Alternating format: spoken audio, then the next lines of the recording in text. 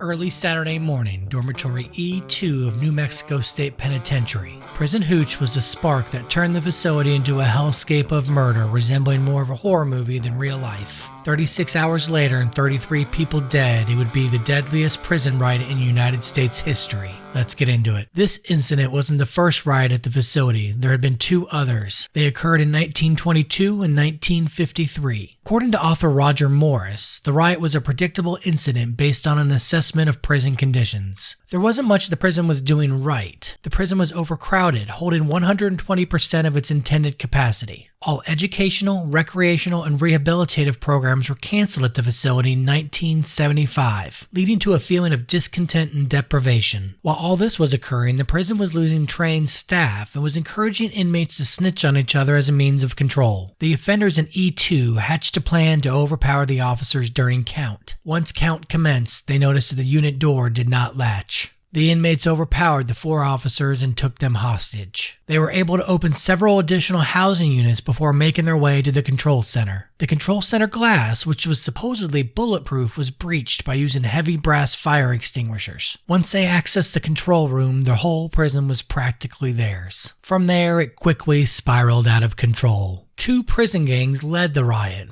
the Chicanos and Aryan Brotherhood. What happens in most riots when inmates take over? Revenge. This riot was no different. On their way to exact revenge in cell block 4, they passed the psychology wing where vast amounts of medications were stored. They were then consumed in bulk. They also set fire to all the records in the psychology unit, which were at the time all paper. This prevented many of the offenders from being considered for parole. After arriving at cell block 4, they could not access it, but they were determined. They found blowtorches from a construction site in the facility. The rioters were well organized, and while a crew was attempting to open the doors, another group was going through offender files to determine which inmates would be first. The informants sat in their cells, hearing the blowtorches, and knew eventually they would get in. They were able to contact the state police on the outside and pleaded for help, but nothing was done. Due to the officers being held hostage, it was determined that nothing could be done to save the inmate informants. When the sun broke the horizon, so did the door to cell block 4. What would be called the execution squad entered the unit. They now would have to blowtorch every cell. Can you imagine waiting for them to get to you, knowing you were next? A total of 16 of the 96 inmates were identified as snitches and murdered in the most inhumane and brutal manner. An assortment of weapons was used, including pipes, work tools, and shanks. What happened in that cell block is too graphic and almost too much for you to even imagine. The terrorizing screams must have been too much to handle. Fires were started all over the facility during this time. In an odd occurrence, the rioters did no damage to the Catholic chapel and prison library. At this point, the leaders began negotiations with government officials using two-way radios taken from the officers. Several prison officials attempted to speak with inmates claiming to be in charge, but they would receive conflicting messages and there appeared to be several people in charge. Prison staff, on advice from Governor Bruce King, decided that they should talk instead of attempt to retake the prison. During the conversations, offenders laid out their demands.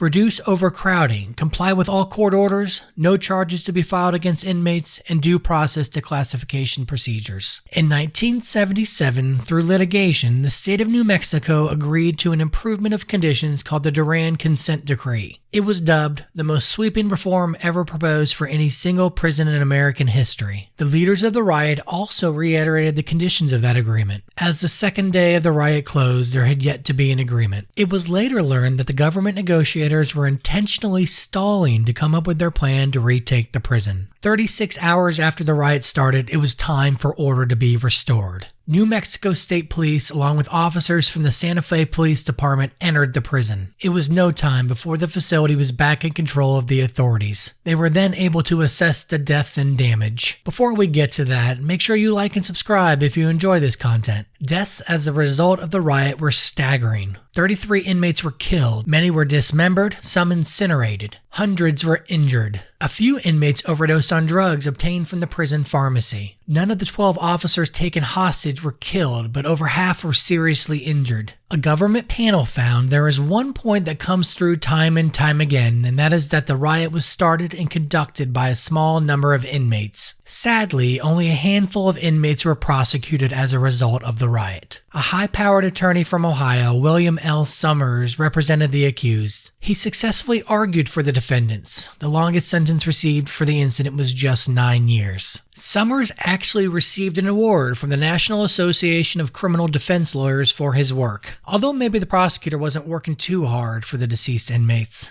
Following the panels and trials, reforms were still slow to be implemented at the prison. Some issues were never resolved. Let's hope an incident like this never happens again. Let me know in the comments if you think the inmates were justified in their actions. As always, see you next time.